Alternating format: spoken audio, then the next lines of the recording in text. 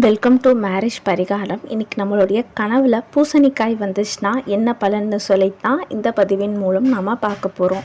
பூசணிக்காய் நம்மளுடைய கனவில் வர்றது அதிர்ஷ்டம், ஒரு செல்வம், நல்ல உடல் ஆரோக்கியம் குறிக்கும் ஒரு கனவாக கூட நம்ம சொல்லலாம். இது ஒரு நல்ல சகுனம். இந்த கனவு பூசணிக்காய் உங்களுடைய கனவுல வர்றது ஒரு வெற்றி, ஒரு பணம் கிடைக்க போகுதுன்னு சொல்லிட்டு அர்த்தம். இந்த பூசணிக்காய் கனவுல வர்றது உங்களுக்கு இருக்க திருஷ்டிகள், தடைகள், இல்லை நெகட்டிவாக ஆற்றல் இருந்துச்சுன்னா அதெல்லாம் விலகி ஒரு நன்மை உங்களுக்கு கிடைக்க போகுதுன்னு சொல்லிட்டு அர்த்தம். பூசணிக்காய் கனவுல வர்றது உங்களுடைய முன்னோர்களின் ஆசீர்வாதம் உங்களுக்கு கிடைச்சிருக்குன்னு சொல்லிட்டு அர்த்தம்.